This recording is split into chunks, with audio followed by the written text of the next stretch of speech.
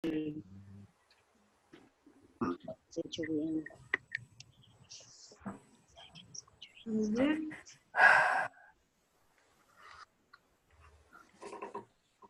Nuevamente, yo sé que ustedes ya están habituados a las observaciones que hicimos en la primera Ahora videoconferencia, sí. pero vamos a realizarlo de la misma forma. Vamos a tratar de que sean menos de 2 minutos, de 1 minuto a 2 minutos de participaciones. Cuando ustedes se hayan pasado ese tiempo, yo les voy a hacer la señal de que ya llevan sus 2 minutos, así ustedes van aterrizando lo que quieran decir. Y por cuestión de tiempo, ahorita somos 5. Vamos a ver si se nos unen algunos más todavía. Yo esperaría de que quizás se nos una un par por allí. Así que vamos a ver algunas preguntas. Por el momento vamos a iniciar con las primeras dos preguntas y conforme se vayan agregando vamos a escoger una pregunta y una pregunta de las siguientes secciones, o si nos quedamos nosotros vamos a ir viendo todas las preguntas si les parece bien. No sé si hay alguna duda al respecto. Mi parte no. Muy bien. Como ustedes vieron, el tema va a ser en esta ocasión inmoralidad sexual, matrimonio y soltería. Era difícil escoger un tema de 1 Corintios, ya que ustedes que ya leyeron toda la carta saben que está inundado de un montón de situaciones, pero pensamos que este podía ser relevante y además quizás abarcar un poquito más del capítulo 5 al capítulo 7, incluyendo estos temas que de alguna forma están relacionados. Así que, iniciando con el tema de la inmoralidad sexual, veían que en el caso de la prostitución era algo que era aceptado para, para la cultura en la que los corintios vivían.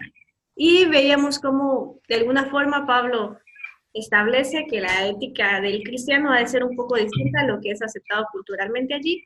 Y quizás una pregunta que puede ser un poco obvia, pero valga la pena que hablemos un poquito al respecto, es ¿qué conductas son aceptables por nuestra sociedad hoy día que nuestra ética cristiana nos dice que no son aceptables? Nuevamente, si alguien, el que quiera empezar participando, puede poner su mano así, así yo le doy la palabra y llevamos un mejor orden. Hermana Claudia. Buenos días. Bueno, sí, es más fácil ser la primera. Perdón. Sí, efectivamente. Sí. Seguramente tiene muchos ejemplos que darnos, entonces quizás si se pueden limitar a uno para que no los agoten y después cuando ya estén todos hayan participado, ya el que quiera puede seguir agregando. Gracias. Ok, perfecto. En relación a las conductas o actitudes que vemos en nuestros días, que son similares en relación a nuestra ética cristiana en nuestros tiempos, en relación al matrimonio y la soltería, y también la inmoralidad sexual, obviamente. En relación a la convivencia previa al matrimonio, que es algo que la condena, considero que es algo que se ve o se acepta en nuestra sociedad como algo ya normal y más bien necesario, o sea, llamar a lo malo bueno y a lo bueno malo. Entonces eso sería para iniciar una de mis observaciones que lamentablemente está sucediendo y que perjudica el valor fundamental del matrimonio, de la pareja y de la familia en la sociedad, ¿no? Sí, de hecho, ayer estaba viendo si encontraba algún artículo acerca de la abstinencia sexual en el matrimonio y me llamó la atención que uno de los artículos que me aparecía era algo así como 10 razones de por qué es malo la abstinencia sexual antes del matrimonio. Y así como, vaya, han producido material al respecto. Pero sí, tiene razón, es algo que ya se da por sentado en las culturas en general, y aunque aquí habemos representantes de diferentes puntos geográficos, creo que es igual, ¿no? No sé quién más quiere agregar una conducta más, una observación más al respecto. ¿Sí, hermana Eunice? Bueno, yo creo que uno de los problemas graves que ha habido a nivel de la cultura mismo podría ser darle libertad al varón y tratar de reprimirle a la mujer. En todo caso, aunque, como dice Claudia, ahora la mujer también está libre para convivir, pero ha sido como bien vista desde la antigüedad, que el hombre haga lo que él quiera antes de casarse y no tiene ningún problema, ¿no? Es algo como muy normal. Entonces, lo que ha hecho es fusionarse a esa tendencia adicional, la de la mujer. Y todo está enfocado en que, por ejemplo, yo escucho, ¿no? A veces inclusive dentro de los círculos de la iglesia, la prevención. No, lo importante es que se cuiden, que no se queden embarazados. Eso es lo importante. No consideran lo importante realmente el mismo hecho de tener sexualidad antes o fuera de lo que considera Dios como una bendición, que es dentro del matrimonio. Sí, quizás... Ese sería mi. Gracias. Quizás al respecto hemos fallado en general como iglesias al enfatizarle a los jóvenes que los problemas de la abstinencia realmente son las enfermedades, son los embarazos, cuando realmente para un cristiano lo que debe importar es cómo afecta eso su fe, ¿no? Sí, Pablo. Otra práctica, por ejemplo, que está aceptada aquí en España, o que la gente no creyente lo ve hasta cierto punto normal, es que los jóvenes, cuando ya cumplen 18 años, puedan ir a un prostíbulo y perder la virginidad con las prostitutas. Para luego ya cuando se casen, ya están entrenados o ya saben cómo hacer las cosas y estar listos, ¿no? En ese campo de la sexualidad, del sexo. O sea, que una práctica en concreto que se acepta en la cultura es eso. Como grupo de jóvenes con 18 o 19 años ir al prostíbulo para perder ahí la virginidad. Sí, creo que en diferentes lados la práctica es relativamente parecida. Yo la verdad no estaba muy informada al respecto, pero ayer me comentaba mi esposo que aquí en Guatemala, por ejemplo, en algunos lugares del interior del país, es común que los padres lleven a sus hijos menores de edad al prostíbulo para que allí se hagan hombres o cosas por el estilo. Así que creo que es algo común, ¿no? Al pensamiento humano en general. No sé si el hermano Danilo nos quiere agregar alguna otra observación. ¿Sobre el mismo tema de la prostitución o puedo opinar sobre otro aspecto? No, sobre otro aspecto está bien. Ok. La palabra de Dios dice en el capítulo 5, versículo 9, ¿no sabéis que los injustos no heredarán el reino de Dios? No erréis ni los fornicarios, ni los idólatras, ni los adúlteros, ni los afeminados. Me llama la atención esto de los afeminados. Todos sabemos que es muy impresionante lo que está pasando, ¿verdad? En cada sociedad hoy en día. En nuestras iglesias tenemos jóvenes que, como decimos, no han salido del closet, pero están en nuestras iglesias y están luchando con ese fenómeno, ese problema de ser afeminado. Y nosotros como pastores a veces es complicado administrar, y cuando lo hacemos en el amor de Cristo. Porque todos sabemos que vivimos en una sociedad donde si te gusta, hazlo, ¿verdad? Y otra muletilla donde ellos se agarran es Dios es amor, Dios me ama tal como soy. No, y no es así, ¿verdad? Al pan y al vino, como se dice, ¿verdad? Es pecado, rotundamente es pecado. Y nosotros como iglesia tenemos que ser más firmes y más misericordiosos a la vez con este tipo de personas. Sí, quizás, gracias hermano Danilo, quizás toda la comunidad LGTB y desde la revolución sexual ha venido un descolocamiento de lo que se considera correcto e incorrecto, porque quizás hace algunos años todavía no era socialmente, ¿no? Culturalmente bien visto ciertas conductas como estas, pero hoy día es como un delito grave mencionar que esto para un cristiano no es aceptable, así que Sí. sin duda es un ejemplo palpable de lo que para la cultura es aceptable, pero que una conducta ética cristiana no acepta. No sé si alguno de ustedes quiere agregar algo más respecto a alguna otra conducta. Sí, hermana Claudia.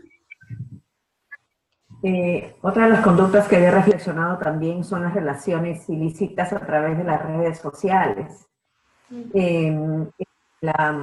La sociedad ahora con las redes sociales está intercomunicada y lamentablemente es a través de los aires, como dice la palabra, el pecado se aumenta, ¿verdad? Hay los jóvenes, adultos, de todas edades, niños inclusive, con lamentablemente el maltrato infantil. Entonces, las redes sociales,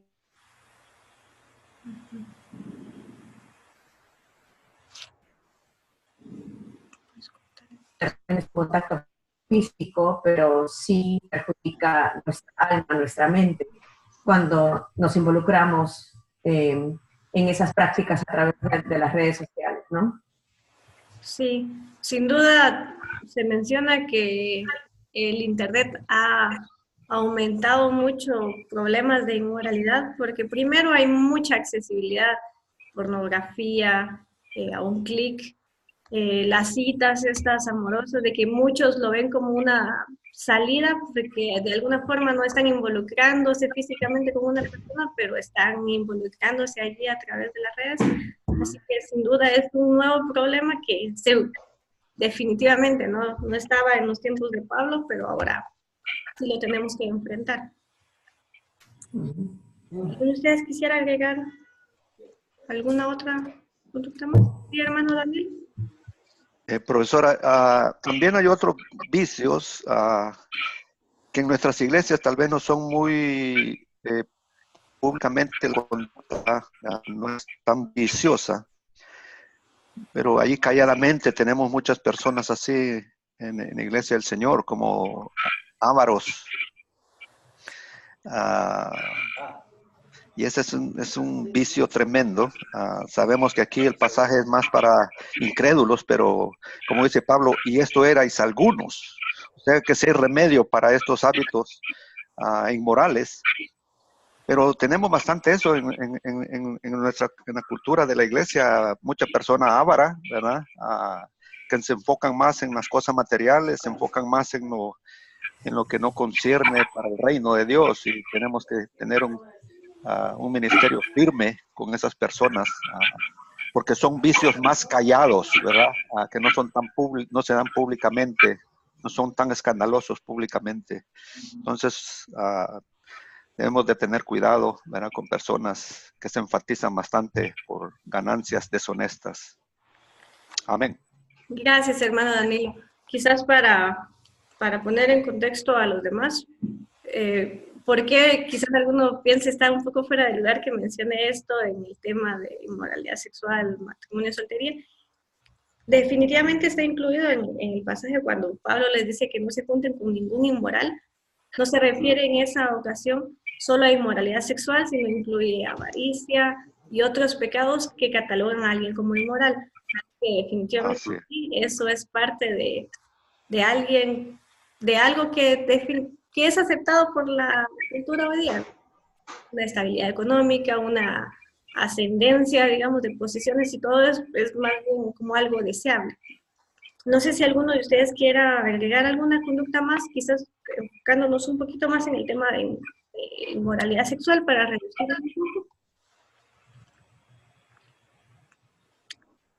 Si no, les voy a mencionar quizás dos más que son obvias y quizás por eso ninguno la mencionó. Está, por ejemplo, el tema de la concepción del cuerpo de la mujer, que se tiende a ver como un objeto, y esto lo revela la publicidad, que está por todos lados disparado diciéndonos no solo los parámetros, sino que es un objeto sexual, que la mujer debe de verse así y apuntar hacia estas cosas. Entonces, esto nuevamente es que hay que exponerle a los hermanos porque están habituados a esto y ellos necesitan reorganizar su mente acerca de qué es lo que realmente es una concepción cristiana del cuerpo de la mujer. Y el otro tema es... ¿Sí, Pablo? Aquí se le llama la cosificación, se dice aquí en España, la cosificación. Sí. Y el otro tema es el de la masturbación, que quizás por ser algo más privado, es algo que hasta algunos quizás consideran una buena opción, una buena salida, porque no afecta a nadie más, y entonces es algo bastante aceptable, pero dentro de una actividad. Considerándolo algo inmoral sexual, también no es algo que es aceptable, digamos. Vamos a pasar a la siguiente pregunta. Partiendo de tener claro qué conductas no son aceptables o se consideran morales en la ética cristiana, ahora quizás una pregunta un poco más complicada, ¿cómo deberíamos tratar esos problemas de inmoralidad dentro de la iglesia? No sé quién quiera empezar a dar quizás algunas pautas, no agotándolas para que pueda haber un poco de más. Sí, hermano Danilo, después Pablo, después Claudia y de plano después hermana Eunice. Todos sabemos que la palabra de Dios es aplicable y a tiempo y fuera de tiempo, siempre y cuando manejar bien las circunstancias contextuales. Pero yo creo que nosotros debemos de no cambiar la dinámica para tratar estos asuntos en la iglesia. Tenemos que hacerlo con firmeza, con amor, con misericordia, con delicadeza, porque estos problemas existen. Entonces sí creo que tenemos que acercarnos a estas personas y con mucho amor y cariño, delicadeza y firmeza a contemplar los parámetros necesarios para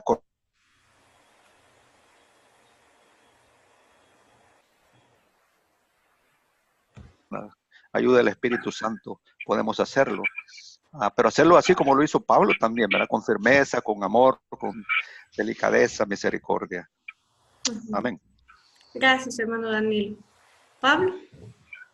Pues yo había pensado un aspecto desde lo positivo para no tener que luego que lamentar consecuencias. Una vez que encontramos el problema, pues ya tienes que resolverlo como puedas, ¿no? Como el Señor te dirija.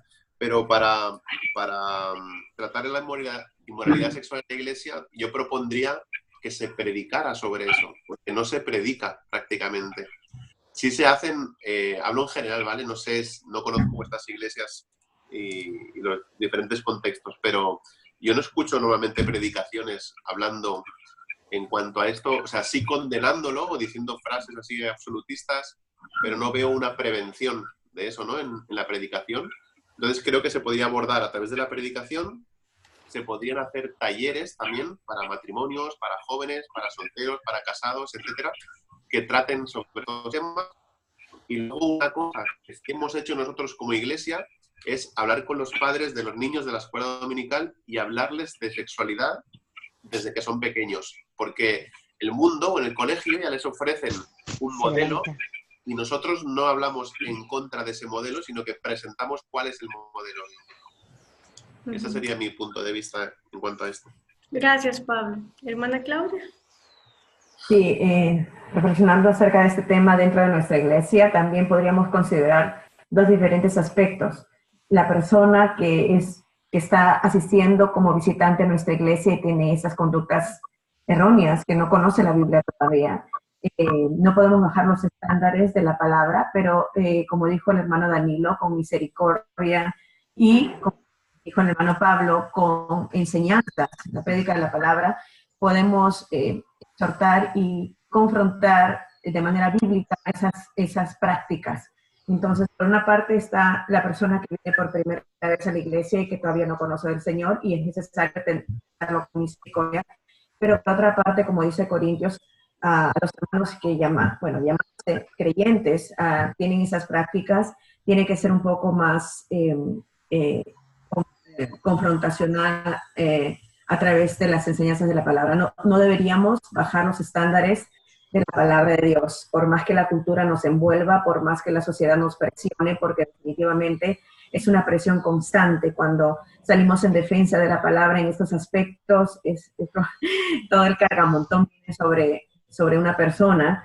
Entonces, con la ayuda del Señor y con la palabra, que es la autoridad, la que tiene poder y autoridad es la palabra, y nosotros nos sometemos a ella en amor y en misericordia para los que necesitan de esa de ese amor, ¿no? De esa comprensión.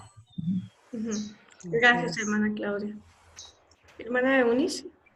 Sí, claro que sí, han dicho bastante. Yo creo que, como decía definitivamente la iglesia, la plataforma, sí debería siempre predicar la verdad de la Biblia, ¿no? Sin pena ni prejuicios. Y como dice también el hermano Danilo y Claudia, en amor.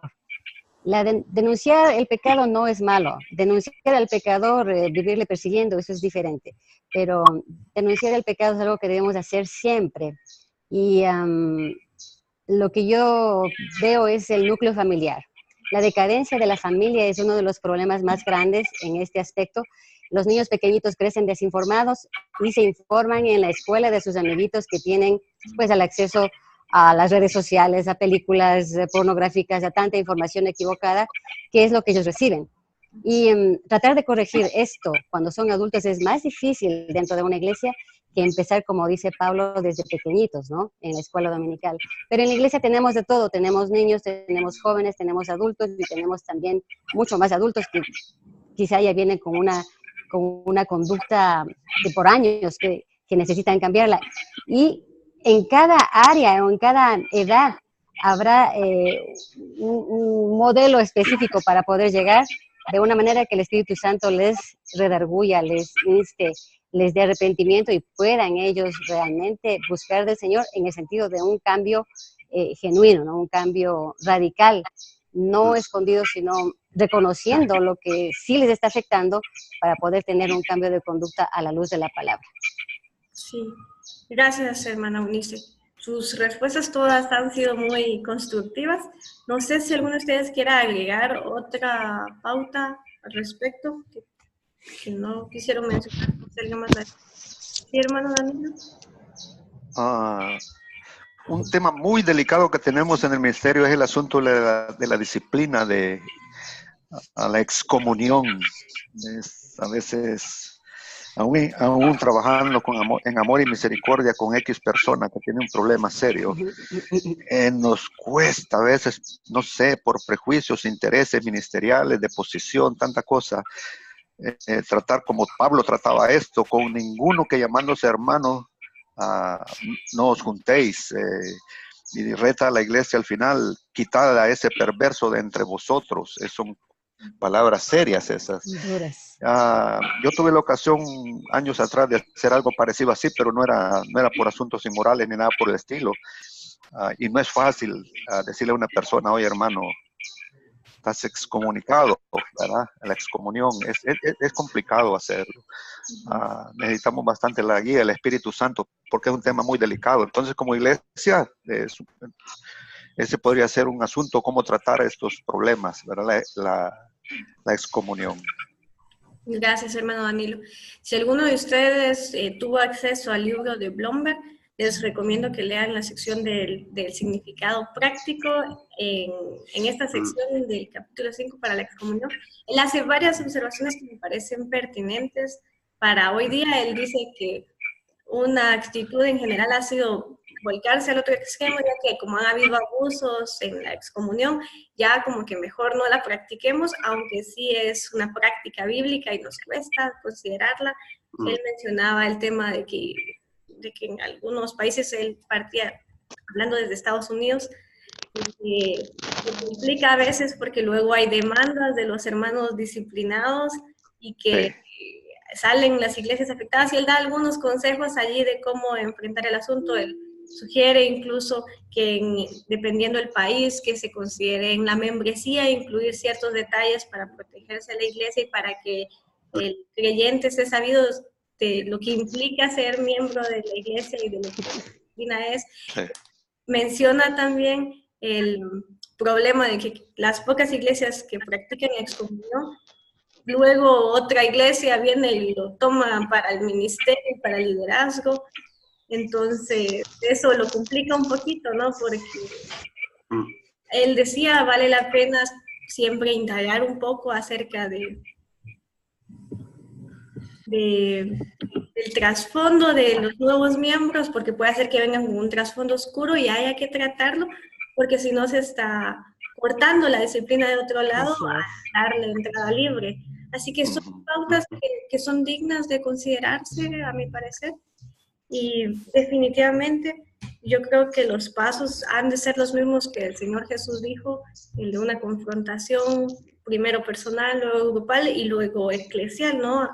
Buscando siempre el arrepentimiento, que es el punto, porque cuando no hay una convicción de que se está haciendo algo malo, es un problema. De hecho, es lo que parece que pasaba en 1 Corintios 5, que esta persona que vivía con su madrastra, quizás incluso apelaba a la libertad en Cristo para practicar esto. Entonces, cuando alguien no quiere aceptar que está en pecado y que su conducta es desagradable, como bien dice Pablo, va a contaminar a los demás porque les va a terminar convenciendo, ¿no? Si al final la iglesia no hace nada al respecto, de una u otra forma está aprobando esta conducta, así que es algo que ha de tomar en serio.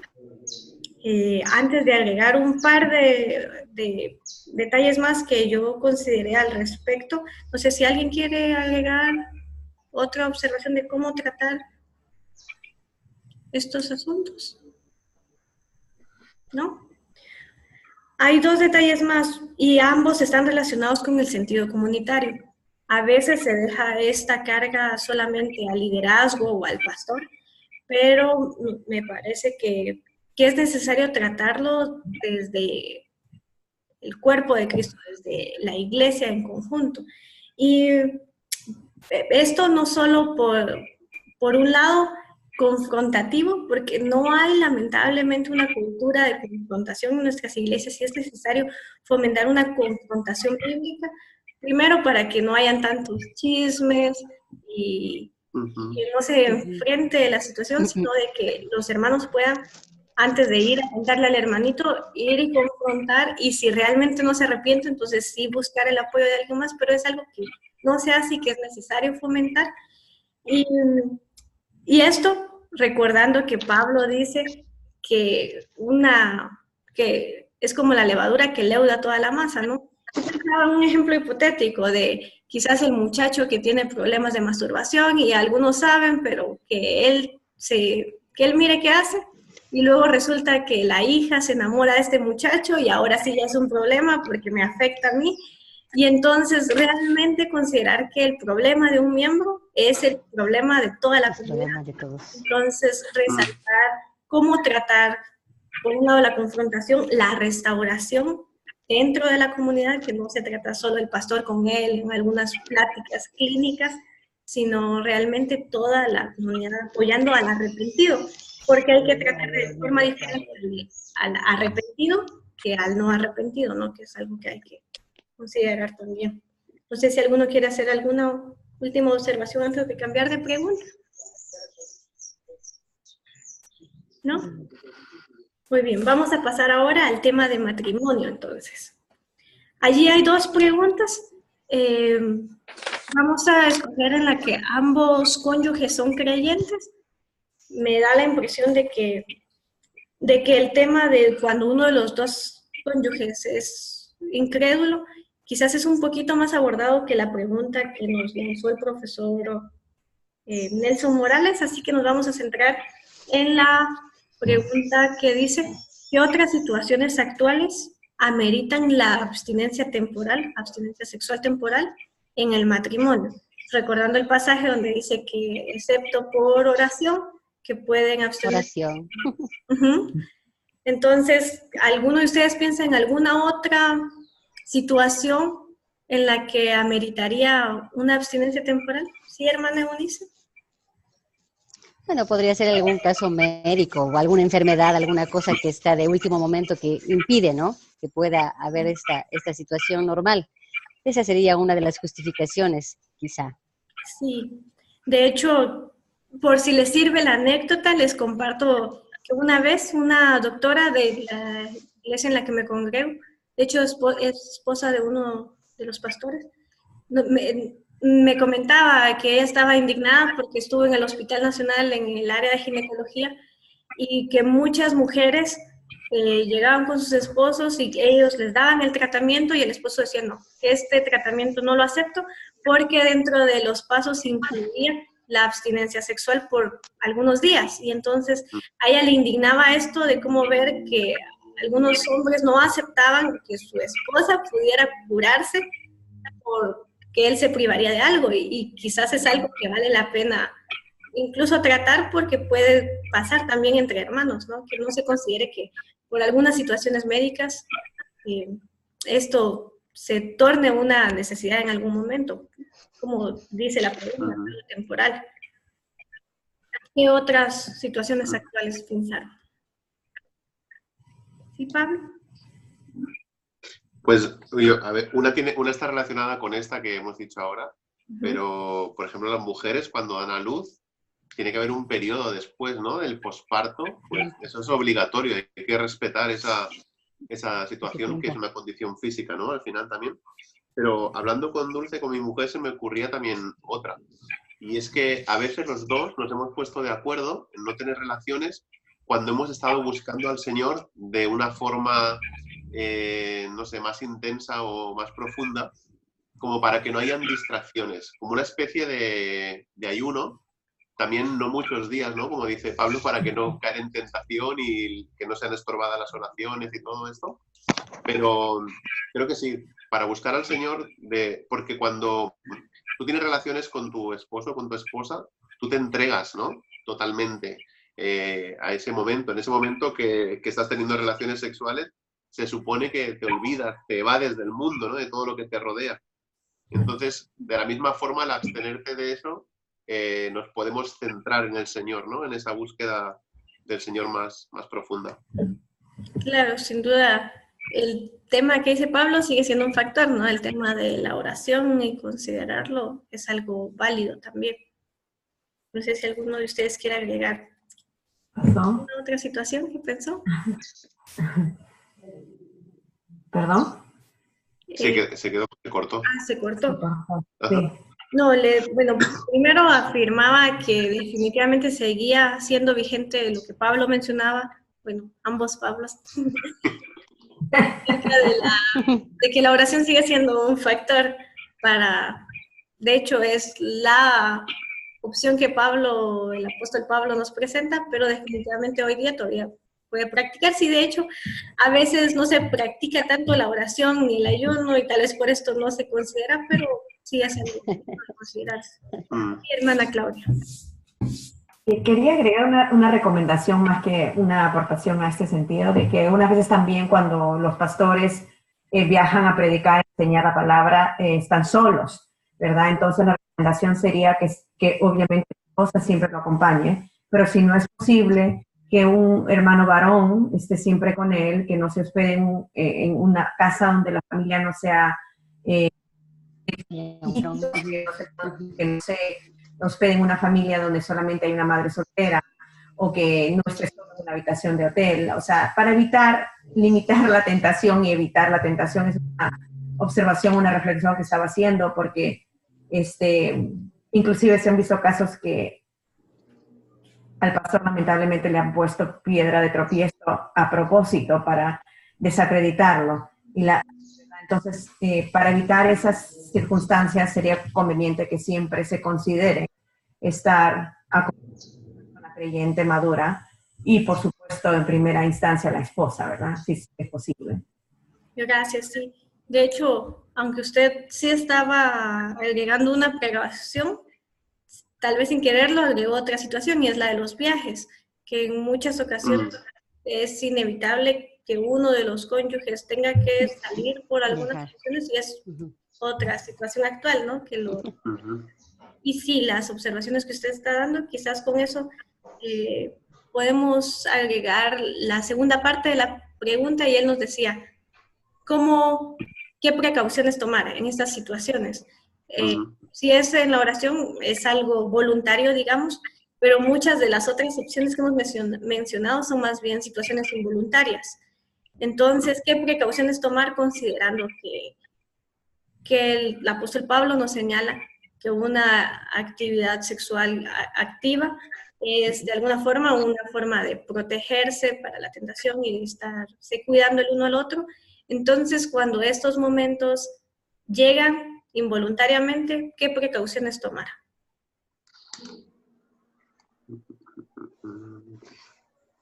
Sí, hermana Eunice. La que mencionó Claudia es perfecta, que la esposa le acompañe la mayoría del tiempo, o evitar, por ejemplo, esto de dar consejería. Hombre-mujer no es aconsejable. En alguna clase tuvimos la oportunidad de hacer biografías o leer biografías de hombres grandes y me llamó la atención mucho de Billy Graham, que su esposa nunca lo dejó solo. Si él tenía que aconsejar a una mujer, ella estaba allí. Si tenía que aconsejar a una pareja, ella estaba allí. Es decir, evitar todo lo que puede ser usado por el enemigo para poner, como usted dice, piedra de tropiezo, o para evitar chismes, o para evitar cualquier tipo de inconveniente que puede darse, aún así el hermano se haya cuidado lo que más haya podido. Esa sería una de las cosas. La otra sería, pues, si está con hombres, pues manejarse siempre con hombres y encargar a hermanas, como decía Claudia, a hermanas maduras para que se encarguen de lo que son mujeres, ¿no? Lo importante es evitar esto de estar en un cuarto a solas con una mujer que no es su esposa. Gracias, hermano Eunice. Sí, hermano Danilo. Como estamos hablando sobre el matrimonio y algunas precauciones, al menos aquí en Estados Unidos se ve bastante la manera en cómo se visten muchas mujeres, aún en nuestros cultos, nuestros servicios de adoración. Y personalmente lo digo, muchas hermanas muy provocativas en su manera de vestir. Y yo creo que tanto el varón como la hembra tenemos que tener cuidado, ¿verdad?, en el asunto de la moda. Y no estoy diciendo que tenemos que vestirnos como se vestían, ¿verdad?, en los tiempos de Pablo, pero hay que tener cuidado con la vestimenta, ¿verdad?, porque muchos asuntos de las tentaciones sexuales entran por la mente y por la vista, ¿verdad? Entonces, sería una buena precaución enseñar sobre esos tópicos también, ¿verdad?, en las áreas debidas, en ministerios juveniles y femeniles y de varones, cómo nos vestimos, ¿verdad? No estoy promocionando un machismo, pero sí hay que tener cuidado, ¿verdad? Ilegalismo, mi amor. ¿Cómo nos vestimos? Sí. Sí. Eso es cultural, ¿no? Sí, Así es. creo que eso se debe de tratar al menos por dos vías, ¿no? Por un lado, no se puede dejar toda la responsabilidad en la chica y de alguna forma, La mujer, porque a sí. veces pasa que se llega a justificar a los hermanos porque las chicas hacen provocativas. Entonces, por un lado, sí se debe de tratar el lado de que el hermano tiene que aprender, por un lado, a vencer la tentación, porque puede ser que en la iglesia sí las chicas aprendan a vestirse decentemente y no provocativas, pero ¿qué pasa afuera? Igual se va a tener que seguir enfrentando a este tipo de tentación y es parte de que hay que tratar el asunto con el varón. Y luego, definitivamente sí, a nuestras chicas, a nuestras hijas, hay que enseñarles a vestirse de una forma decorosa, decente, honrada, para agradar a Dios. Así que son detalles que hay que ir tomando en cuenta. Los hombres igual. También. Y ahora las modas también van apuntando por allí. Sí, hermana Claudia. Dándole a los hombres, ay, compadre, hemos aprendido de que efectivamente el hombre a través de la vista tiene muchas sensaciones y por el lado de la mujer es a través del oído. Entonces tratar de enseñar a los varones también a evitar dar cumplidos exagerados a una persona que no sea su esposa. No dejando de que estaba leyendo un artículo acerca de la masculinidad. El hombre necesita ser fuerte, el hombre necesita ser protector, y no por estar en la iglesia tiene que ser más suave o más delicado, porque estamos cortando la vitalidad y la masculinidad del varón. Pero sí el varón y los cumplidos hacia otras personas que no sean su esposa, para evitar que a través del oído la mujer se inquiete, ¿verdad? Sí, incluso el acercamiento físico. Yo me he dado cuenta que algunas veces que he podido viajar a Estados Unidos, hay un poquito de más distancia entre las personas, pero aquí en Latinoamérica, o al menos en Guatemala, es como el aspecto físico es súper abierto, todos nos abrazamos, nos besamos, y a veces no se respetan ciertos límites y se aprovecha de que la cultura acepte esta cercanía física para dar pie a otras cosas, ¿no? No sé si alguien quiere añadir alguna otra observación. ¿Sí, hermana Eunice? Yo creo que cada uno de nosotros, es decir, una de las cosas que deberíamos hacer como creyentes es conocernos a nosotros mismos, digamos, la parte vulnerable. Digamos, el hermano Danilo, como él comentaba, ¿no? La mujer bonita o se viste, le llama la vista, no se ponga gafas, sino que hermano, sáquese los ojos.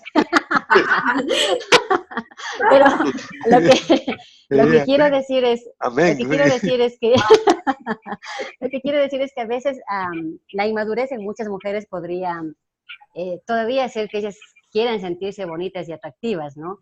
Y no necesariamente para el Señor, sino para los hermanos que están en la iglesia. Pero con el tiempo eso debería ir cambiando. Es decir, una de las maneras como una mujer va madurando es que realmente se va a vestir para el Señor o para el esposo en casa, en ese caso. Pero también con el varón debe surgir la distancia, como decía la hermana Claudia, una distancia, o también como decía nuestra profesora, que debe haber distancia como la que hay en los Estados Unidos, sino tan cercana por nuestra cultura latinoamericana. En Ecuador es igual, aquí se saluda con beso y se abraza mucho, pero a veces es bien interesante solamente dar la mano, porque es mucho mejor. Es, bueno, como que marca esa diferencia, ¿no? Al esposo lo coge de la mano, lo abraza, lo pacha, pero a los demás está bien dar la mano y saludar simpáticamente así, nada más. Pero no dar un paso más allá de una confianza que pueda ser malentendida. Pero dice ósculo santo la Biblia.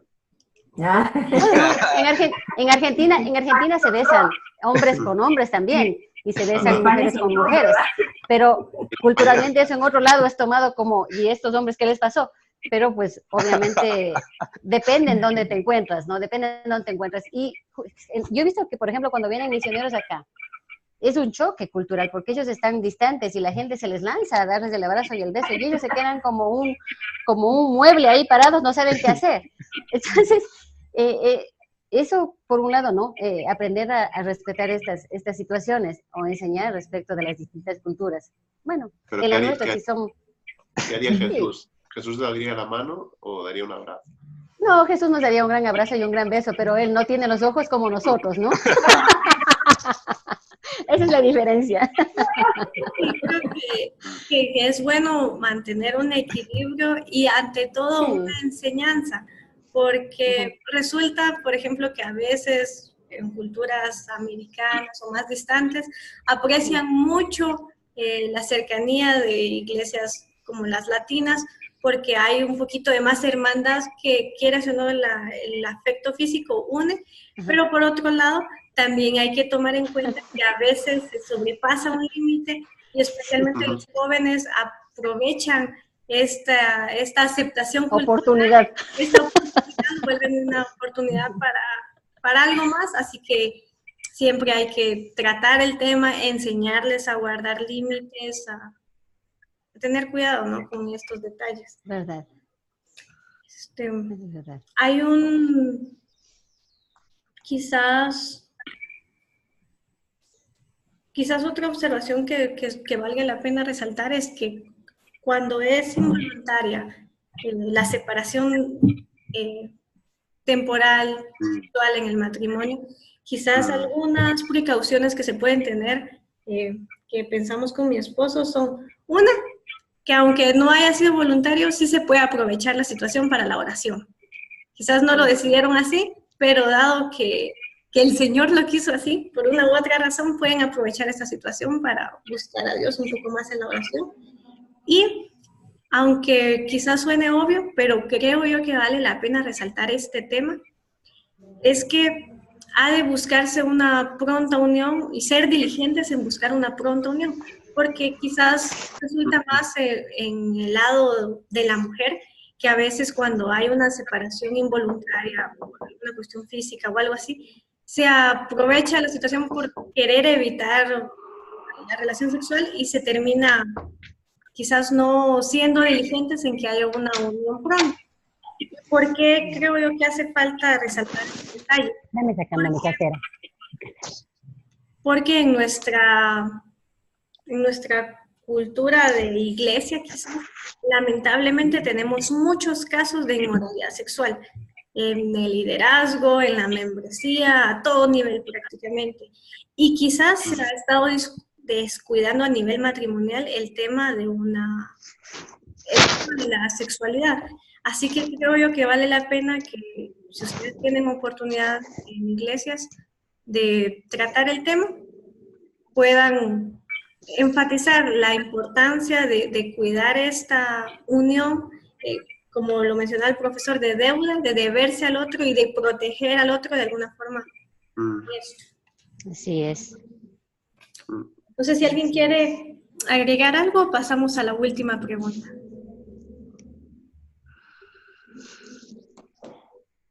Creo que eso es. Pasemos a la última pregunta. Ahora vamos a tratar el tema de la soltería. ¿Cómo debemos tratar pastoralmente a los jóvenes solteros?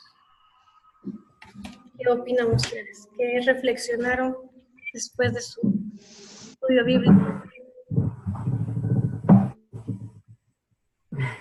Sí, hermana Eunice y después hermano Danilo. Bueno, creo que tenemos que volver nosotros a ubicarnos cuando éramos jóvenes, ¿verdad? En lo que sentíamos o lo que queríamos o lo que nuestra mente planificaba para el futuro. Yo creo que hay dos tendencias. La una que quiere alargar la soltería porque quiere realizarse como persona, como profesional, quiere viajar, quiere gastar su dinero, muchas cosas. Y la otra que sí quiere casarse joven, porque quiere tener hijos, porque quiere tener familia, porque pues tiene otro punto de vista diferente. Entonces, no hay un molde para decir los jóvenes deberían hacer esto o deberían hacer lo otro. La única regla en ambos casos es que deberíamos predicar la santidad. Si usted es un joven que quiere casarse a los 30 años, tiene que tratar de cuidarse y de mantenerse hasta los 30 años. Pero si usted quiere o va a necesitar antes, entonces cásese antes. Pero no podemos predicar una libertad de, mire, viva y conviva y haga lo que usted quiera, después se arrepiente y toma los caminos o las riendas. Pienso que eso es algo que está pasando ahora, digamos, con la juventud, ¿no? Y uno de los pretextos ha sido la parte económica, otro de los pretextos ha sido los estudios. Han sido muchas las trabas que se ha puesto. En mi experiencia personal, yo tengo una hija que ya se casó, la que he puesto que se quedó embarazada, y me sucedió algo muy bonito con ella, que cuando tuvo ella más o menos unos 14 años, ella sola, yo no la induje, fue ella sola que hizo un pacto con el Señor de santidad hasta el matrimonio. Ella sola se compró el anillo, ella sola se lo puso. Entonces, ¿cómo llegó a eso? Yo entiendo que fue la guía en la iglesia donde asistía, tal vez los encuentros que hicieron justamente basados en este tema, ¿no? En la necesidad de guardarse porque es algo que le agrada al Señor. Gracias, hermana Eunice. Hermano Danilo. Para nosotros la soltería, los jóvenes, yo lo voy a explicar de esta manera como yo lo he visto en el ministerio. Estoy hablando por mí. Que Dios me perdone a mí en ese sentido, porque a veces hemos enfocado más a los líderes casados, a diáconos, ancianos, y he descuidado a la juventud, sabiendo que tienen gran potencial para ayudarnos en el ministerio por su misma soltería, su libertad, su educación. Y en ese sentido creo que debemos de ayudar a los jóvenes solteros, ayudándoles con seminarios, talleres, cuáles deben de ser sus proyectos para el futuro, ¿verdad? Tanto matrimoniales, si desean casarse, profesionales, ayudarle más en esos aspectos. Pero en lo personal hablo por mí, ¿verdad? A veces hemos descuidado, a veces vemos a los jóvenes como un punto de relleno para que nos ayuden a nosotros, a los mayores, en el ministerio, en la iglesia. Y hemos descuidado a la soltería, y sabiendo que tienen gran potencial, ¿verdad? Intelectuales, económicos, muchos de ellos. Y a veces como que los marginamos de ciertos ministerios en la iglesia. Y así es que el Señor me perdone a mí en ese sentido, porque hemos descuidado a la juventud, especialmente a los solteros, los vemos como, no sé, de otra manera, ¿verdad? Y no debe ser. Verlos con amor, ¿verdad? También. Muy bien. Sí, de hecho, creo que es Bloomberg también el que comenta, y esto muchos lo señalan, de que a veces la soltería se ve como una persona de segunda categoría o algo así, Sí. porque no ha llegado a completarse. Y es curioso porque se ataca a veces mucho que en el catolicismo se pida la soltería para el ministro, pero a veces nos pasamos al otro extremo de que incluso no se aceptan pastores, no son casados. Así es. Cosas por el estilo, ¿no? Que se considera que el soltero como que no está todavía listo de alguna forma. No sé qué otras observaciones acerca de cómo tratar pastoralmente a los solteros quieran señalar. Así, Pablo. Pues una de las cosas, ver o preguntar por qué esa persona está soltera. Porque yo he tenido amigos que por lo menos durante un tiempo han tenido la convicción de parte del Señor, y conozco uno muy cercano por ahí que quería ser eunuco espiritual para el Señor toda su vida, ¿no? Y la verdad es que a veces, según nuestra experiencia personal, por ejemplo, en mi caso, antes de casarme con Dulce, pasé una relación muy mala y una experiencia tan mala que yo pensé y dije, nunca me voy a casar, serviré al Señor toda mi vida así, no quiero distracciones. Pero el Señor en algún momento te da otro tipo de convencimiento, ¿no? Entonces, para los que están solteros, preguntar, ¿no? ¿Por qué está soltero? Si es por voluntad propia, si es porque el Señor le ha puesto ese contentamiento, o si es porque es feo o fea y no encuentran pareja, ¿vale? Que también puede ser esa cuestión, porque así somos las personas, ¿verdad? Entonces, orar con esa persona soltera, animarla a orar para que pueda encontrar una pareja cristiana, por supuesto, con la que pueda servir juntamente al Señor, ¿no? Si está buscando, si no quiere estar soltero, pues ayudarle a orar y recomendarle orar para que el Señor ponga a esa persona a su lado, con la que se van a complementar, para ser ayuda idónea el uno del otro y servir juntos al Señor, ¿no? Sí, gracias, Pablo. Creo que ese punto es clave, el de las motivaciones, porque por un lado hay que tratar al joven soltero que quiere ser soltero y que, bien como decías, se quiere dedicar a servir al Señor con esa libertad, porque a veces presionamos demasiado a los solteros de que se casen, Dios les está guiando a realmente estar solteros.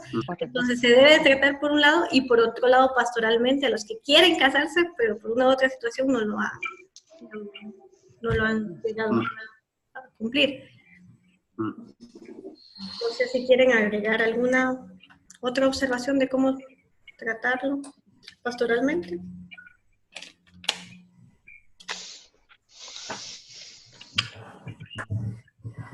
Sí, y podría decir de que también podríamos aconsejarles que tengan contentamiento en la situación que se encuentran en ese momento.